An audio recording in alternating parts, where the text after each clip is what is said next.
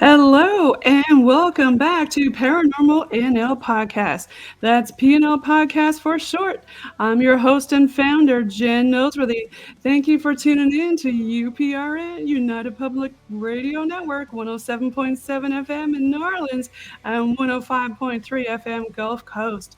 I've got a special guest from North Carolina for UPRN segment 17 with Paranormal NL Podcast waiting backstage, who I'll bring on shortly. Podcast is sponsored by the BOG team. It's a boots on the ground team doing paranormal investigations in Newfoundland and Labrador, Canada. Podcast believes in supporting people, places, and things internationally and doing paranormal networking and highlighting global paranormal people. Now, if you'd like to be a guest on the show or have a local historical or heritage building you'd like investigated, contact me, your host Jen, at paranormal.nl.podcast@gmail.com. Follow PNL Podcast and the BOG team on our Linktree Paranormal NL Podcast. Now let's get on with the show. Tonight I have on the line with me, I have Mr. Rob Shelsky. Welcome. Now I don't hear your audio. Can you turn your mic on? Nope, you're still on mute. I'll put some music on while he's trying to figure out his mute. You gotta turn your mute off.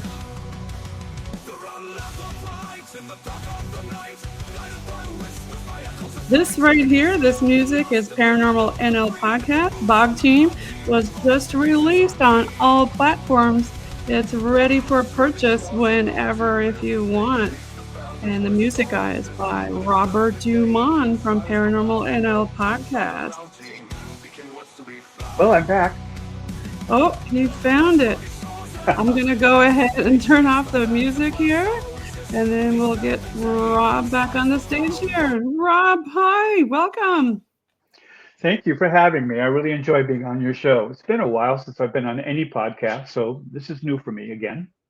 Well, we're really glad to have you here. I mean, you have a lot of books on the go. You've got about 79 books, and you've also got magazine articles, TV appearances. Tell us more about you. Introduce yourself to everybody. Well, I've always been interested in the paranormal in general, UFOs in particular. I started when I was about 7 years old getting interested. My brother had missing time, and that only seemed to crystallize my desire to learn more. So I became a MUFON investigator, and I've written numerous books on the subject of UFOs, related subjects of the paranormal, cryptids, and my most recent book is about shadow people. Yes, Shadow People. We'll get into that book soon. I'll just give you a little peekaboo there. That's his most recent book, Shadow People. Now, I know you said you were a MUFON investigator. I know a lot of people have questions about that. Where exactly did you do most of your investigations? For what state? Well, actually, I did it on my own quite a bit for years. I was in Gulf Breeze, Florida. I was in Pine Bush, New York, all hot spots. I've been to England during their summer storm, they called it, of UFO sightings. In MUFON, I did mostly North Carolina because it is state by state here. And I did quite a few investigations here. And I enjoyed it. But to be honest with you, it came to a point where I felt I had to leave MUFON. Okay. Yeah, a lot of weird things going on in the sky and whatnot. And they're increasing. Every year, there's more and more and more of them. And I Yes, a think lot of people MUFON are is seeing them in New Jersey now, Rob. What were you gonna yeah, say about MUFON? yeah, New Jersey of all places, right? I can think of better places. Actually, I lived in New Jersey as a kid. I loved it. I think New Jersey's Oh, very nice. New okay. Yorkers don't like New Jersey, but I like New Jersey.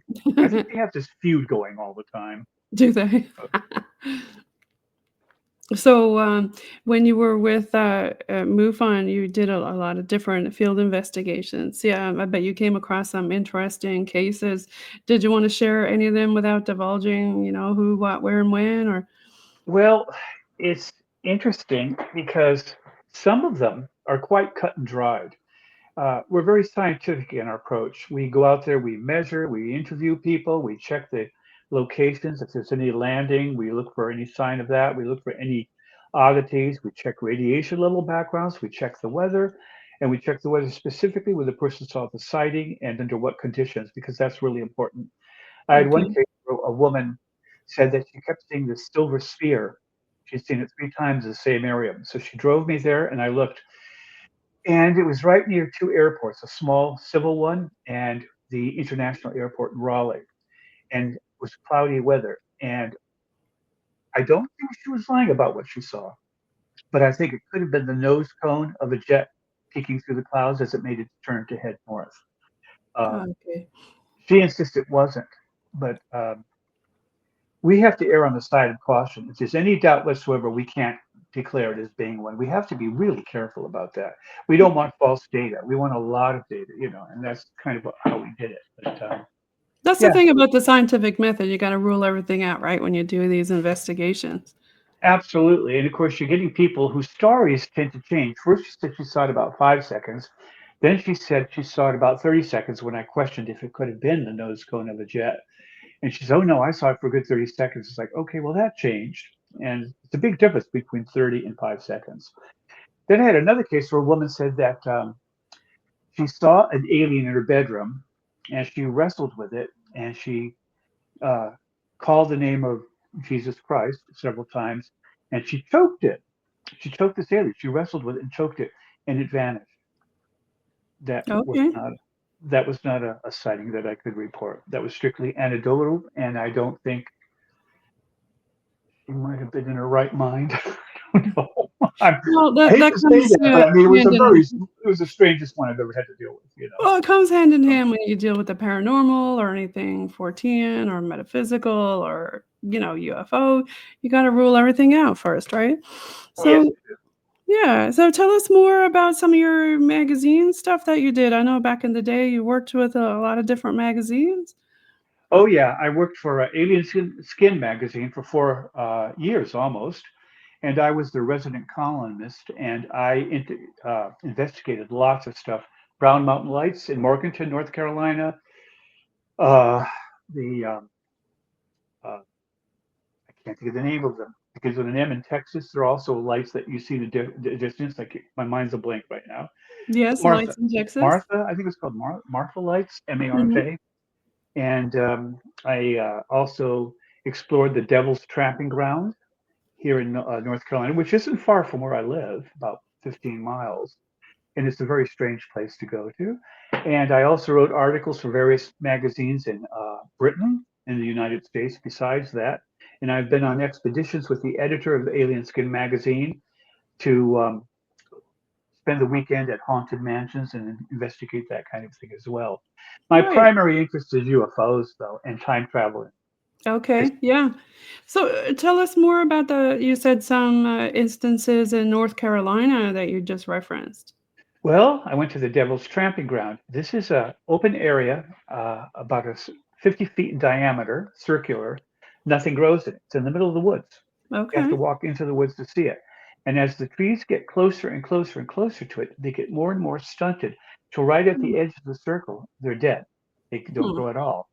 The legends say that it dates back to the time of the colonials and before, to the American Indian and Native Americans. And they claim that evil um, warriors were buried there, and that's why nothing grows. Then later on, colonists thought maybe it was because it was used as a mill where an oxen would go around in a circle to grind corn. No history of it being there, no mill there, no nothing. So that just doesn't work. We don't know what it is. The soil has been tested. There's no radiation. There's no undue chemicals. Not too much Okay. salt. Hmm. We just don't know what. But it's been there for centuries. That was gonna We be just my next question about the soil. Was there any radiation? Was there any magnetic anomalies in the area that you no, tested nothing. And it wasn't me doing the investigation. It was actual scientists from the University of Duke University from in Duke? Raleigh, and they Okay, investigated, and they said they simply could not find a reasonable explanation for why it's there. Other than interesting. that stuff just won't grow there. So, You never know. Maybe there is some truth to the legend. In well, fact, the main legend was that the devil used to tramp in a circle there, and that's why nothing would grow. Oh, there's other oddities. If you camp inside of the circle, your tent will be outside the circle in the morning. really. Eh, Yeah, and anything you put in the circle will be outside the circle in the morning. Now, I haven't tried it. Other people have, and they say yes, that's what happens. I don't. Huh. That'd be something, an interesting investigation to go and do and see if any of that stuff happens. It is on private land, so you're not really supposed to be camping there. Okay. But Yeah. You need to get permission, with permission, of course, of all places that you go to. right, right. What And of about course, oh, I'm sorry. Go ahead. oh, no, of course, what were you gonna say? Oh, and I was going to say, of course, you get teenagers who love to go out there and spend the night, especially on Halloween, and they kind of trash the place. Oh, Oddly no. enough, when I was there, the trash was all outside of the circle. Whether they moved it or whether it moved itself, I don't know. Oh, really? Mhm. Hmm. Makes you wonder. And how about the other lights you were referencing over in North Carolina? Oh, the Brown Mountain Lights. Yeah. Uh, those are so established. They date back, as far as we're concerned, colonists, to the early 1700s. And the United States, when it first became a country, commissioned geologists to go and explore the area, and they cannot account for it. They thought it could be a piezoelectric problem or swamp gas, but it's on top of a mountain range. The old swamp gas thing, right? Takes you back to Yeah, and it's Men not, in Black. it's a ridge. There's no swamp on the top of a mountain. And I saw them, and I photographed them, and they appeared in the magazine. And they even have a turnout on the highway that says Brown Mountain Light Viewpoint. It's a state highway. So you can actually pull off. There's all these people. We're all watching these. We don't know what they are. They start off white, globular. They Mhm. rise in the distance about 8 miles away. They go straight up. It was really windy that day. It was fall. It wasn't a balloon. They didn't move. They didn't seem to have any ability to go left or right. They just went straight up. And as they went up, they turned red and then they faded from view. Hmm. They're very strange phenomena. And just again, legends about that galore.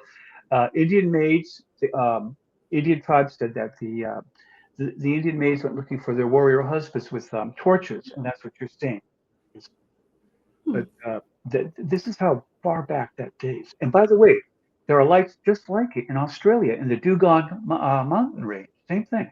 Oh, in Australia? Interesting. I just had Sarah Bignell on from Australia right before your episode. So interesting. Yeah.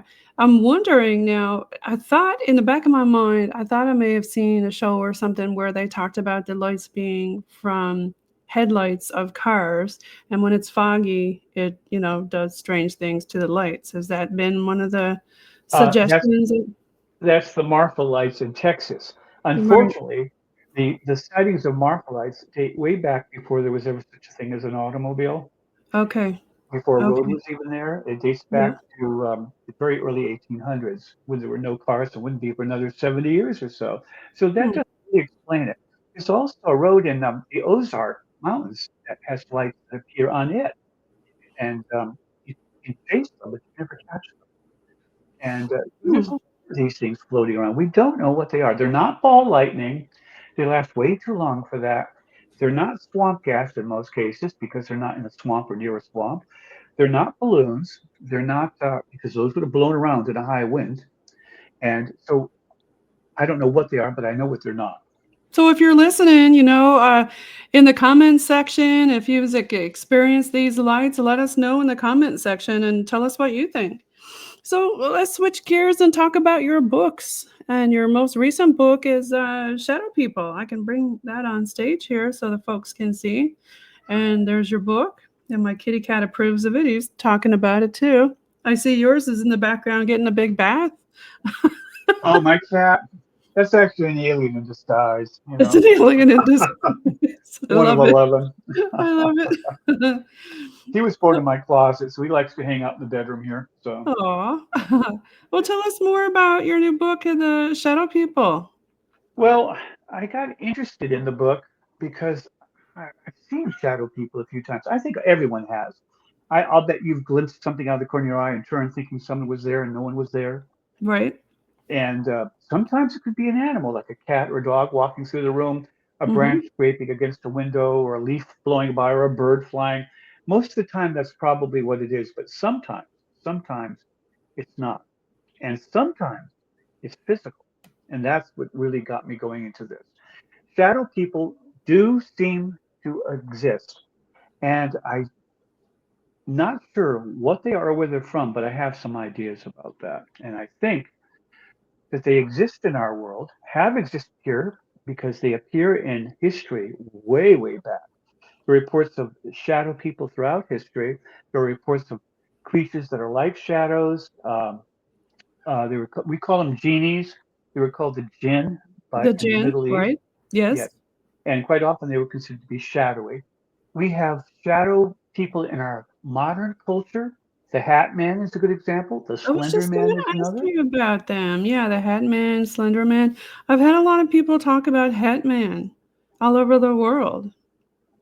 Well, he seems to exist in our subconscious, if nowhere else, because people report it, and people, even on certain drugs, um, will also report seeing the Hat Man. In fact, the Hat Man is so common in urban mythology that I think it was the director, it might have been the producer of the movies, Freddy Krueger, drew his inspiration from the hat for the Freddy Krueger from the Hat Man. You notice Freddy Krueger wears that same hat, that broad brimmed hat, Yes, he and does. and you hear some people's screams and things. So yeah, Yes. 'Cause, I remember the movie back in the '80s, you were afraid to fall asleep because Freddy would come and get you. And, a lot of hmm people think, "Oh, The Exorcism was my scariest." No, but, Freddy really scared me when I was a kid. And I think a lot of other people, especially in our culture in Newfoundland and Labrador, we talk about this thing called a hag, which is and it's very Irish, our culture, so it kinda crosses over into Ireland. It's this, kind of, old witch, which we call the hag that the old hag, yes, and she yeah, exists actually in different forms throughout Europe. That's another sits one. on yeah, it's like a sleep paralysis type of thing that happens, and it's Yes. similar to Freddy Krueger, and like you said, it happens all over the world in different hmm cultures, they experience it. But now we're seeing even more thanks to the internet and YouTube. We get a lot of videos, and yes, there are some that are hoaxes. Yes, there are some that are fakes. Some that you can't tell what the heck you're looking at, but there are others that are quite clear. One of them that really got me was when I saw a video. It was a Hispanic family, I believe it was in Mexico, sitting on their front porch. In front of them was a dirt road. Now they're sitting there and they're just talking and chatting, and there's one man on the far left of the porch. The rest are more to his right. He's looking straight out. Someone's filming it from across the road, looking at him. A car goes zooming by. You hear it, you see it, it raises dust. And right after the car went by, something else went by. It looked like it could have been a motorcycle, but you couldn't really see it. It was more of a blur, but it was about the size of a motorcycle, and it raced down the road, no sound.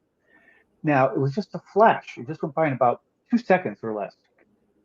No one on the porch seemed to notice it except the man on the far left, or depending on how you look at it, far right. But he got up, walked down the road, and looked down the road to try and see what the heck it was he saw. So that's one instance. There's another instance where a nanny cam caught his shadow Well, coming up. Rob, I've gotta talk about that first instance you mentioned.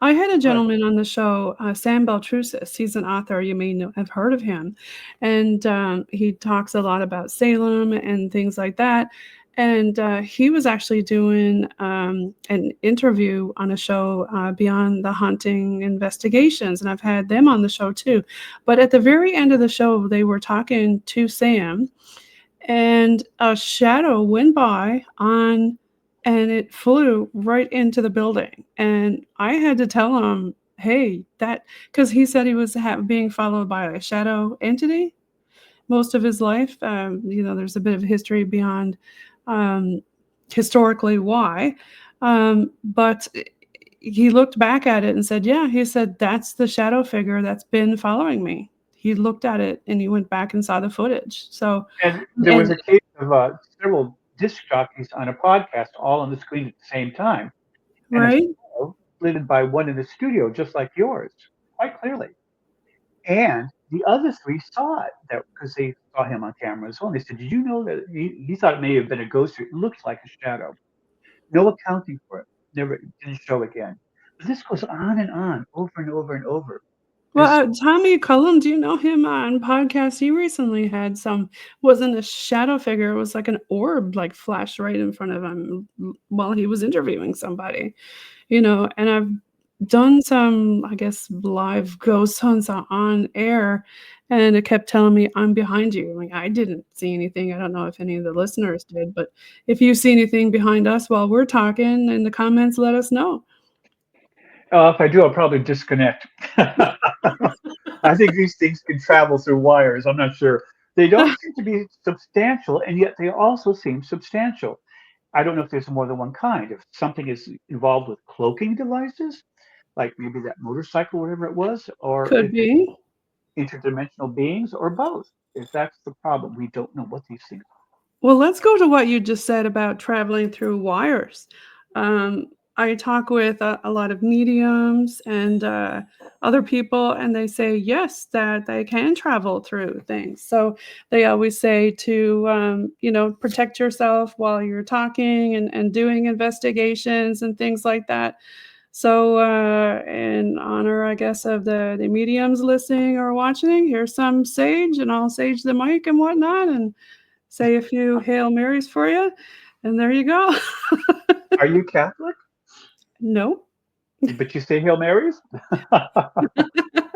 And you No. port in a storm, right? Lord's Prayer. There you go. Yeah, the Lord's Prayer. There you go. Yeah. But no, it seems to be pervasive. It seems to be they've been around a long, long time, and we don't know what they are. And again, they seem to be insubstantial most of the time, but they do seem to be able to interact physically at times with people. The case of the nanny cam in the child's bedroom, this black shadow, and it actually had eyes, like red glowing eyes, lifted up, and you can watch it on YouTube, lifts up at the bottom of the crib, and a black shadowy hand comes into the crib, almost touches the baby, and then whoever's watching it, it makes a yell because it's two-way, and the thing disappears. Now, but they wouldn't have their baby in that room alone after that. Whatever that was, and it looked real. It's pretty scary. I mean, and you see it a lot in children's rooms. Children see it. Uh, Animals seem to see it. There was a Yes. case. Mm-hmm. Oh, I'm sorry. Go ahead.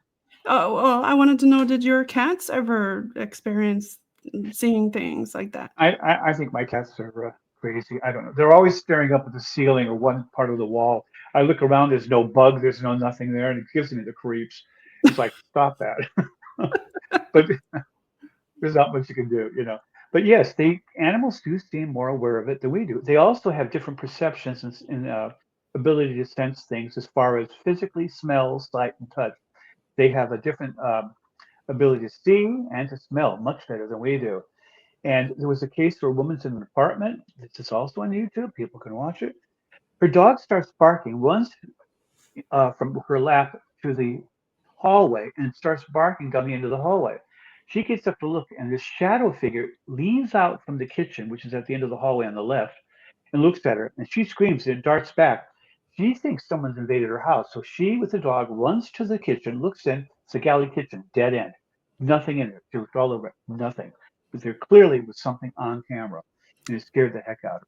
I remember, I think I may have watched that, and it was really scary. Yeah, There was something that definitely there. You could see it.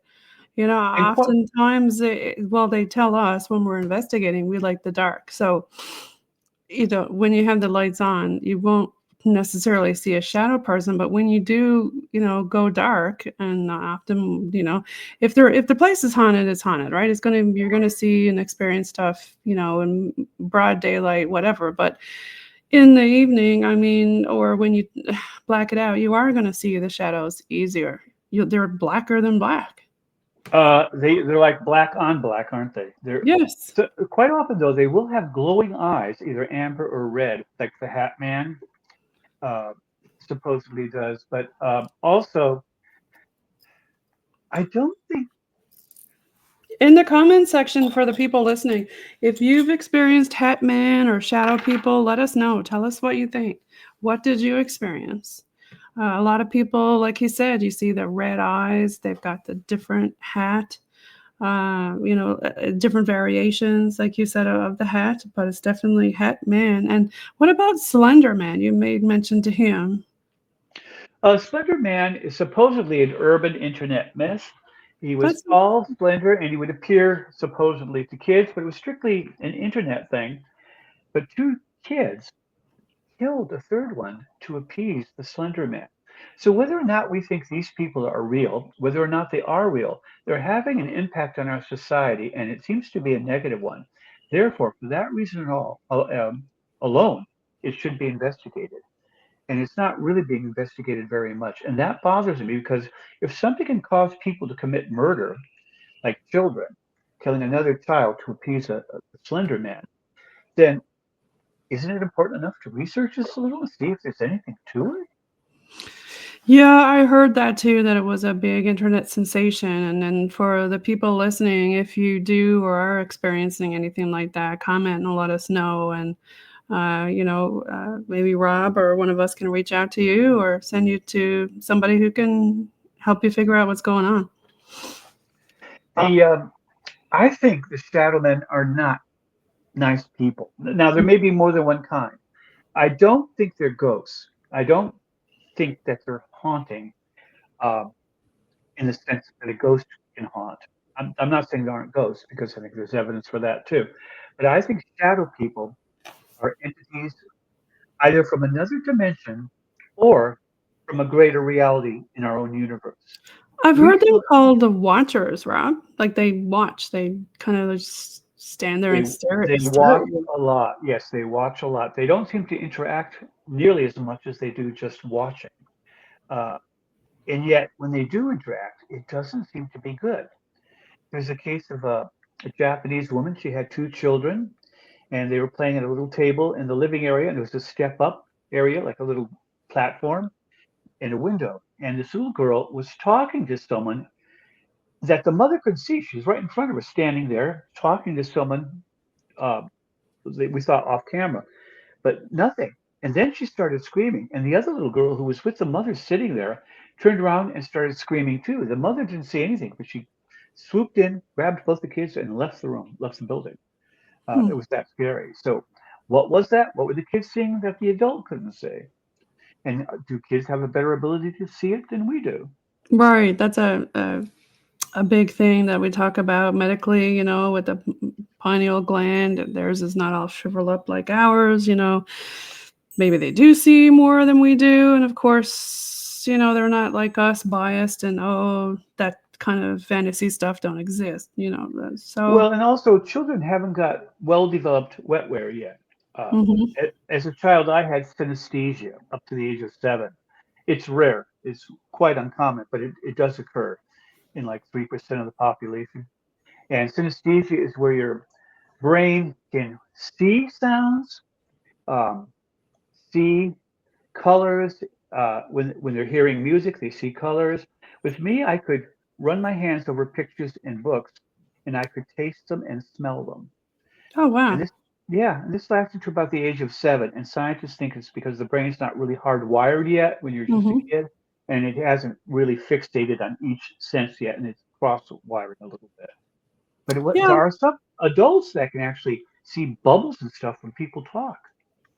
Yeah. There's a lot of folks, mediums with different clairs.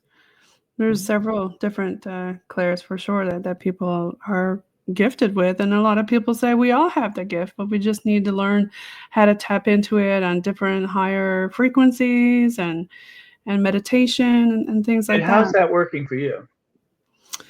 With meditation and things like that, some people do the whole CE5 and all that kind of stuff, but I think there is something to when it talks about infrasound and sound, because, for example, like say you throw some salt on something and you put the music on, it does have different shapes with different sounds, and it's a known fact that different sounds affect animals and humans in different ways. Oh yes, frequencies. Yes, you're quite right about that. Yeah, it is definitely a thing. But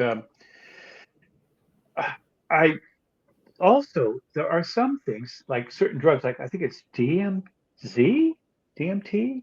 It's an hallucinogenic. I've never tried it. But people see machine people on it or so-called machine elves. And different people on the drug see it, see the same thing. Now, how is that possible if it's just hallucinations? Why are people hallucinating the same thing? Right, And yeah. Yeah, that talks about, I had somebody on the show talking about, those type of experiments where they did use that with the government, experiments on different people with hallucinogenics, and you're right, they did have a lot of the same things that they seen. yeah, and it's interesting because it's a bit MK like, Ultra. yeah, and how is it they can actually experience the same thing when it should be random hallucinations? Right. Um, it's just that I find strange. What I do find a little fearful is that the whole history of shadow people hasn't been a good one. They have been referred to as incubi, succubi, um, ugly creatures like ogres, stuff like that. They have been referred to like the Slender Man, the Hat Man. And if you notice, none of these are really good depictions of them. They're not cast in a good light. Why is that? Throughout history and even now, we fear shadow people. Yeah, yeah, there's a lot of people who are afraid of shadow people, most definitely.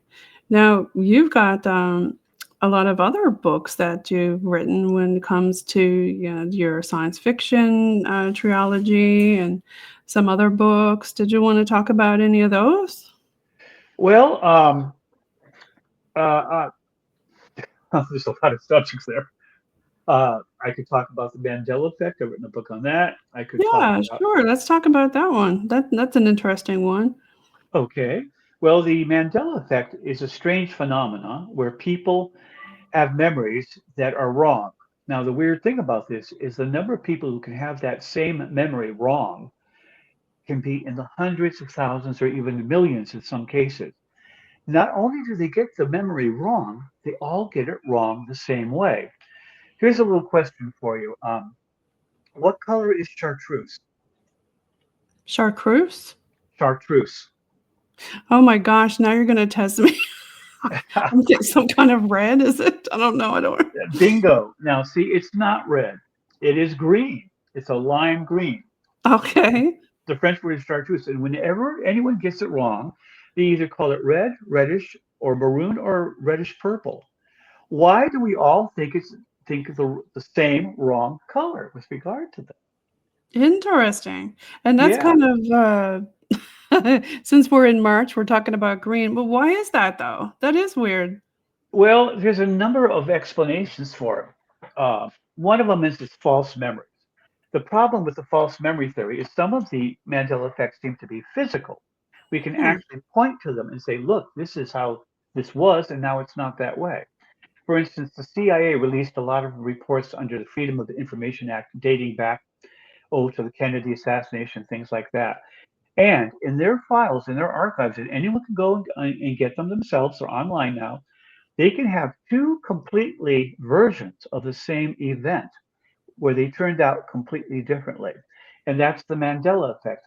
It started with people thought that Nelson Mandela, president of South Africa, the first black president of South Africa, died in prison. A lot of people remember him that way. I did. I thought he died in prison in the 80s, but he didn't. He went on to become president. He was released from prison, became president, and that's where the term Mandela effect comes from. But it's all sorts of things. I know people love the Berenstain Bears I one, where is it Berenstein or Berenstain? And actually, there are images of both versions of the book printed with the cover. One saying Berenstain, one saying Berenstein. But there's a lot of others. There are there's a case of a coin that was found in Mexico, and on it it says that the date is 2038, I believe it was, or 2037. Uh, and it was old and it was faded, and on it it said New Deutschland, Nova Deutschland, meaning New Germany. What? Yep. And there are photographs of it, and you can check it out for yourself. It exists. It's real. Uh, Now, I have to ask you, do you think this is time travel? I think Something's caused by messing. that? Something I, caused the ripple in time, and there's two different now parallel times? I think that it all seemed to start. I believe her name was. I'm trying to remember Edith Fromm or Edith Broom. It's been a long time since I wrote the book, but she started this right around 2013 is when it first became uh, called the Mandela effect. Well, quantum computers, the very first one, came online in around 2010 to 2011. And a lot of people think it's CERN messing with our timeline, but I think it's quantum computers. The new Willow chip by Google, the actual manufacturer of it, Google itself, one of the major CEOs of the company, said that it accesses parallel universes to do the computations, that it would have taken 7 septillion years, something like that, to The do normally. computer accesses parallel universes, it said that? Oh, yeah, quantum computers. And also Hmm. a Canadian company that's building quantum computers said the same thing. They did Hmm. a seminar online. You can watch it. Just type in quantum computer changing reality. So, you'd mentioned CERN. That's messing with atoms and, uh, we're doing all kinds of weird stuff with that. What do you think about that? I think they're cutting edge. I think they're finding out a lot of information. They just discovered another new particle. I don't know how many we have now, enough to go around apparently. And are they changing reality? Theoretically, I suppose it's possible, but I don't think so. I think it's quantum computing that's causing it. I think when you access other timelines, it causes them to merge and separate. Uh, are you aware that maps differ from different periods in history, showing land that's there and then not there in later maps? Are And you referring to the map that shows like more of the Arctic and versus what we have now or something like that? With the uh, actual well, landmass there? well, you can actually anyone can watch it. In the movie Dazed and Confused, there's two kids in a classroom, cheaply made movie, good movie by the way, and it was I think done in the early '90s. And they're spinning a globe as they talk to each other, this boy and this girl in class. And as they're spinning the globe, they're spinning it slowly. Australia comes into view, and next to it, on the left side of Australia, is a large landmass that looks about a fifth the size of Australia. That's on a globe in a school globe. There is no such landmass. Tasmania exists. It's a much Tasmania's smaller, there, but that's not and that's that at the big. south and east of Australia, not on the west side in the Indian Ocean. Right. But if you look at a Friends episode, also from the 90s, there's a globe in the background, and it shows two islands just south of Australia. It shows Tasmania on the right and another island on the left. It's smaller than the other one, but there's no such island there. That is so weird. Yeah, it is. And there was a landmass off the coast of Ireland in the Atlantic called High Brazil. A movie was even made about it in which they show High Brazil. They actually discover it. It doesn't exist either, but it was on maps for 400 years, complete with mountains and a strait that ran across the middle, bisecting the two halves of the island. Not there. Multiple captains of multiple ships of multiple countries saw it and described it in detail. Not there. Islands come and go all the time. There's one in the Caribbean that disappeared not long ago. There is an island down in the South Pacific that disappeared.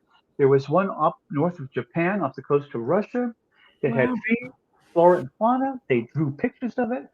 Different captains, gone. The latest one that disappeared is Sandy Hook Island off the coast of Australia. It was on Google satellite maps, photos, not drawing, and it shows a blacked out island. Now, usually islands are blacked out if they're government or something, or they're requested to be blacked out, Right. Right.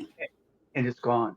And not That only is that, but so weird. So for it people listening, please comment if you've seen and heard of different things like this Mandela effect that Rob is referring to. Tell us. Tell us, what have you experienced?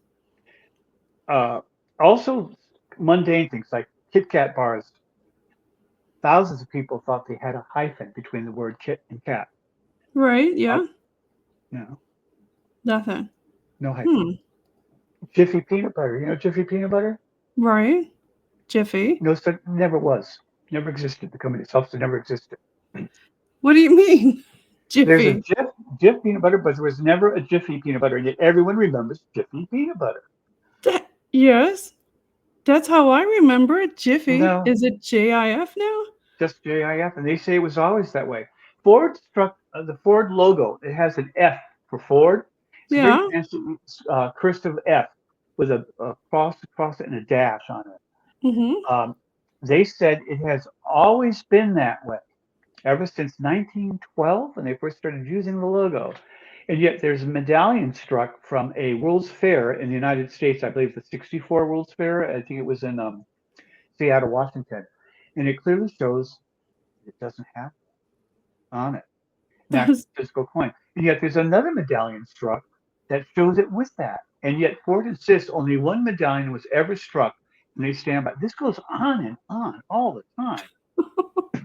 wow, hey? Yeah, it is strange, isn't it? So, do we live in one reality, or are we just switching back and forth all the time? Quantum physics says that nothing is real until we observe it, that it's just a series of probabilities. It could be that our timeline is like that. It's a I series of love quantum probabilities. physics. Have you ever watched that show Fringe? You know, Oh, they yeah. kind of delve into this kind of stuff, and I really love talking about, this kind of strange oddities, and it's not just a few people, it's a lot of people, and it's worldwide, it's global. Oh, yeah. And on the quantum level, time doesn't mean anything. It can go backwards. You can have a result, go back and change the cause, and it changes the outcome after the fact on the quantum level. And yet we're all made up of these particles. Uh, you are 99.999999% vacuum because that's what an atom is. And you're made up of atoms which make up molecules, and it's all empty space. The same with every material object in your house. Your desk seems solid to you, but it's simply because of the uh, nuclear force that repels you, that keeps you Now, from Rob, moving you again. you mentioned an interesting thing. I had Joel Stern on, and in the book that he translated from Polish to English, it was about a poltergeist case, and it talked about how scientists explored and tried to figure out how this person was moving the objects, and it talked about what you just said about pure physics, and it's all about physics It is. Did you at ever an watch? atomic Did you ever watch level. that movie, Men Who Stare at Ghosts? But I don't think so. George Clooney starred in it. Pretty good movie. I probably saw it, but just can't remember the name of it. If you show me the movie, I'm sure I'd remember. Yeah, Men Who Stare at Ghosts. It's a strange name for a movie, but it's actually true and based on actual facts. And at the end of the movie, they say this is truer than you realize. This is more factual than you probably realize. And it was the idea that if you concentrated long enough and hard enough and expanded your mind, you could put your hands through solid objects. You could change the reality. Right, that's what they were talking about with the poltergeist stuff. Now, you've got a lot of other books. You've got this book here, Quantum Immortality, the Hyper Soul, and the Afterlife. It's interesting. We were just talking about quantum physics. And Yeah, then you've got the Megalithia that you co-wrote with George Kempland. And Invader Moon, this was a popular one that you wrote. yeah, it's with Permitted Press. It sells pretty well. Some sell really well, some don't sell as well. But I like to write them because I research, and eventually I want to write a book about each thing I research. So, but yeah, the Invader Moon is the idea that the moon might have been moved into our orbit, and that there may be inhabitants on the moon now, or there have been in the past or the far past. Okay. Is there anything that you want to say about this book here, Megalithia? That's based on the idea that we were visited by aliens a long, long time ago and have been steadily since then. And at one point, uh, the Sumerians called them the Anunnaki, different Yes. civilizations call them different things, but they did control the earth. And we had a megalithic worldwide society that ended in a cataclysm about 10 to 12,000 years ago. And it ended quite abruptly. And we have evidence for this in the form of stone monuments in Europe, in North America, stone henges, stone rings, Easter Island stone monuments. And what I think happened was that they controlled different sections of the earth, different factions of them. That's according to the Hindu and the Vedic texts. They say that there was more than one species on earth and that they were in control. And they also talk about a great rebellion by humans and a war in interstellar space. And they even talk about the Manas flying vehicles that could make it to the moon and back during this war. And we think of all that as just legends. Oh, yeah, that's Eastern legends. Well, they don't think it's legends. They think it's their history.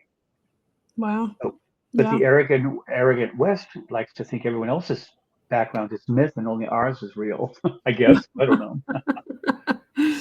Yeah, there's a lot of questions when historical things. Everybody has their own different opinion, 100%. So yeah, I mean, you've got a lot of different things you can talk about, especially with all these books that you've written. Are there other books that you want to talk about? I know you've got a lot of them. Um, I did a book about Mothman. Ooh, everybody loves Mothman.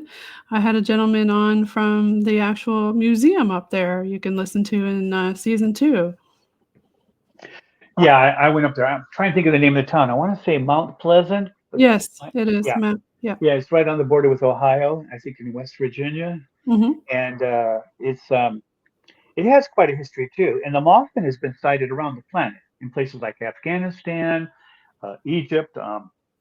In England, they call him the Owl Man, but in Cornwall, England, which is southwest England, they have a history of something just like the Mothman and call it the Owl Man. And in London, they had a history of something that could jump and leap and fly about buildings and enter people's homes and could be seen in that main graveyard that they have there that someday I really have got to go to. Uh, I'm not sure where it is, but it's just outside of London, a great big graveyard that's kind of going into disrepair. Lots of monuments. Good place to go explore.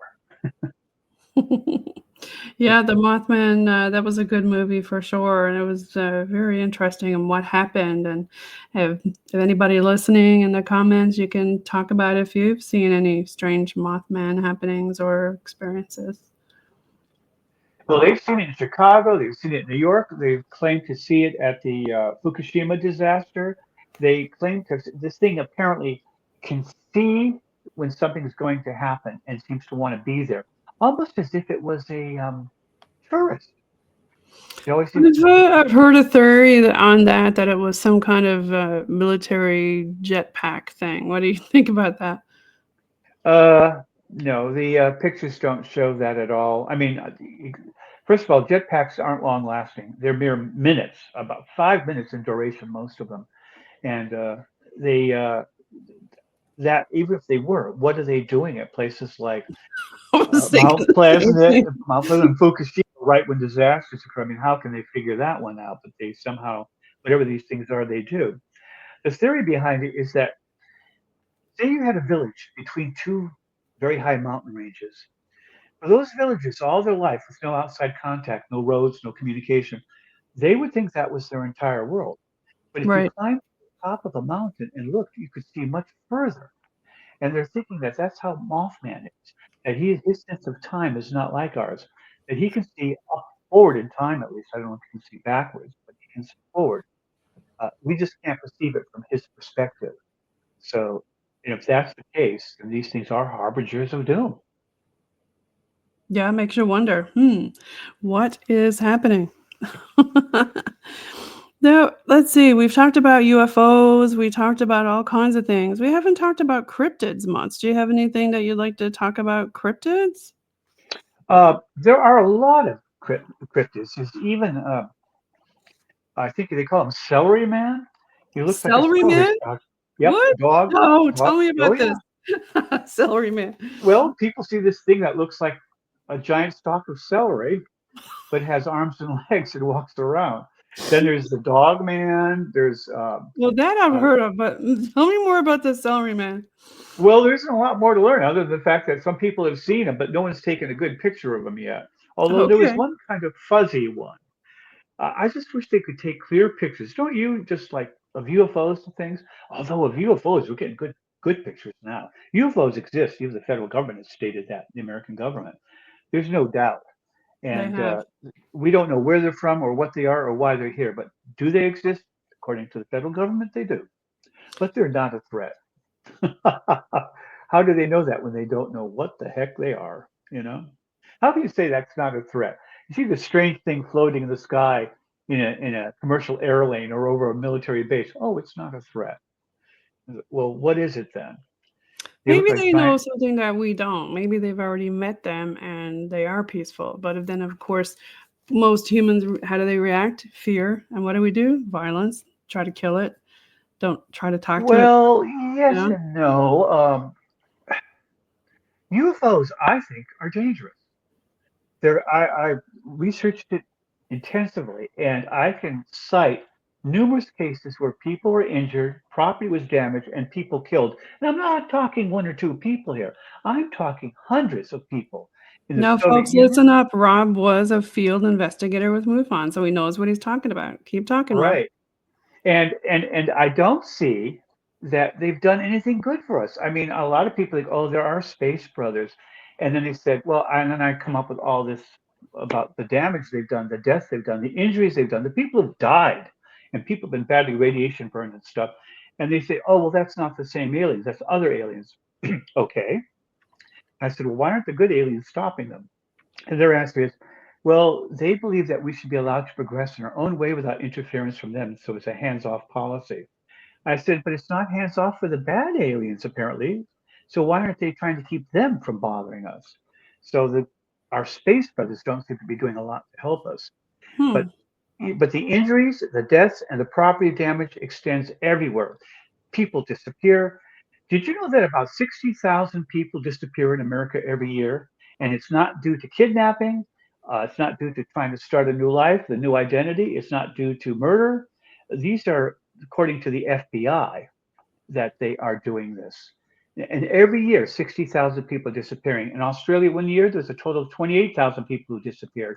In the Bennington, sorry, not the Bennington, but the Alaska Triangle, in Alaska, up to 7% of the Alaskan population has disappeared over a 15-year period, never to be heard from again, That's ever. a lot of people. That's a lot of people. Yeah. So are people being abducted that aren't being returned? Now, of course, you're going to have the naysayer saying, oh, it's just serial killers and, people doing weird stuff. But hey, Well, these are FBI statistics, and they are precluding all those possibilities. yep. Those they say are accounted for, and also it's in Australia, which has only a population of what 28 million or so or less. Uh, Canada doesn't have a large population, yet they have a lot of people disappearing, and the bodies are never found, and neither is their equipment. In a lot of cases, not all, but in a lot of cases, they don't find anything, nothing, no bones, no clothes, no shoes, no backpacks, nothing. So, how do we account for that? Where do And they what's go? been going on? Yeah. Yeah, And there where do are they go? cases, And of that MUFON has investigated of those people who went up and came back and, abductees. I've talked to a lot of different abductees, and their stories are very compelling.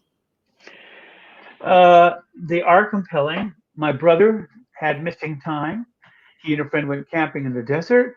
They saw bright objects zoom across the sky. They thought it might have been a meteor. They thought it landed not too far away, so they decided to walk out and see if they could find it. My brother wasn't the brightest. You don't do that late at night in the desert, but he did, and so did his friend.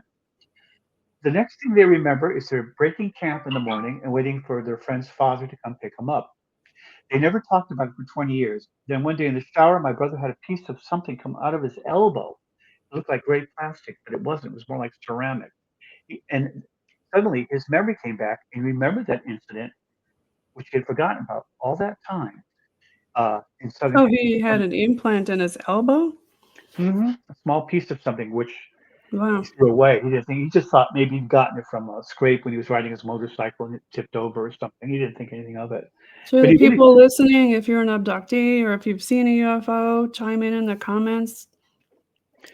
and so anyway, he called his friend who still lived in San Diego at the time. He lived in Vegas by then, my brother. And he said, "Do you remember that episode?" The guy goes, "Well, I do now. I didn't remember it till you just mentioned it." And he said, "Do you remember us going to look for it?" He goes, "Yeah." He goes, "Do you remember us finding anything or coming back to camp or going to bed?" He goes, "No." He goes, "What's the next thing you remember?" He goes, "Breaking up camp in the morning, my father coming to pick us up." So my Wow. brother doesn't claim abduction, but they do have missing time they can't account for. Interesting. Have you talked to him more about it, or have you gone to investigate the place where it happened? Well, his friend, who is married with children, as was my brother, decided to sell his house in San Diego and move to Vegas to be close to my brother so they could explore it more thoroughly. And they did check out Area 51, Nellis Air Force Base, and all these places, and they did get some very interesting video that I can't account for. And but I believe my brother. And I asked him one day. I said, Mike, if you were dying and you had the chance to know the truth about this, would you want to know? And he said, it depends. And I said, on what? He says, it depends if the answer was good or bad. Okay. Yeah. Yeah. Yeah. And people don't want to get, regressed and try to remember stuff. It is very traumatic for people Well, who. he never had hypnosis because I talked him out of it. Hypnosis is very leading, unless you're with a really qualified professional. And even then, it can be iffy. It can give you false memories, which you then remember as being real memories. So, to me, once you see a hypnotist, especially if it's not a dyed-in-the-wool professional, psychiatric type of hypnotist, your results are probably not verifiable and may be tainted. I'm very scientifically minded that way. I want to kick the tires of a UFO, if you know what I mean. Uh, so I'm not really into the ghost exploring, although I've done some of that. But Mhm. I want to be able to do stuff that I can prove. Right. Another author, Keith Evans, I believe, was on your show, and he's very good Yeah. at that kind of research. He uses electronics and he goes out there and he does it every day. And his results, I believe, are much more reliable than, well, I hate to say mediums, but I'm not saying that mediums aren't telling the truth as they see it, but you can't verify what they say. Right. Yeah. It's not empirical. You can't see it. But then, Exactly. of course, you have people who, we talk about the metaphysical. Well, do you believe in God? People say, well, here's another different one. Instead of talking about religion, uh, is there oxygen around you? Is Yes. there oxygen around me? Prove it. Can you see it? No. No, but I can feel it. Right? Breathe Yeah. in over your tongue. You feel that Right. going over your tongue? That's Right. air. There you go. So, see, So, yeah, the medical data scientific tends to method is work. always, the strongest and the best, and sometimes it is hard to see it. No, in that case, it's very easy to see. You can feel it going over your breath. Try not breathing for a while and see what happens to you. No, I'm talking about trying to catch a shadow person on camera or different things like that in the paranormal. It's kinda hard to capture it Well, it's where hard to do people can because it's not experience. repeatable. It's not, Right, right, yeah, unless it's repeatable. yeah, exactly. And in order for me to scientifically investigate something, I have to be able to find data, objective evidence to support it. There's absolutely no, but I'm pretty wide open on that. I use recorded history of different cultures. I use um, archaeology. I use, and we never did even talk about OOPARTs with the Mandela effect, but they exist. I check what scientists say. I research uh, directly myself. Um, I usually have to have at least three reliable sources before I'll write about something because 100%. because a medium might be able to describe the afterlife, but then another one describes it totally differently, and Yeah. another one different from that. So, like, which one do I believe? Right, which one do you pick? Well, we're coming Yeah. up on just about we're on the 58-minute mark here. So, for the people listening, and Rob, do you wanna give a shout out to your fans on where people can find you and your books? Oh, sure. They can get me at robshelsky.blogspot.com. That's my website. Or the easiest way is just Google my name. Lots of stuff comes up. Or go to Amazon, and you can find all my books there. Barnes and Noble, Permuted Press, different publishing houses. Again, just Google me. It's easier. And, we'll put your blog up in, your bio, and I do, believe I've got your blog up here on the ticker that you can, follow him there and find his books. And do you wanna say anything to your fans? I just appreciate you reading my books. I write them to share mostly what I've learned and to get input from other people. And I appreciate comments and anything, any response people want to give me. It helps me to Alright. further my So, folks, you're listening in on United Public Radio Network, UPRN, on 107.7 FM New Orleans and 105.3 FM Gulf Coast. And thanks again for being on the show, Rob. We really appreciate having you on today. And thank you to all the Paranormal NL Podcast fans. If you want to reach out and you want to be on an episode, you can email us at paranormal.nl.podcast@gmail.com. I'll leave you with the most recent Bog song. Enjoy.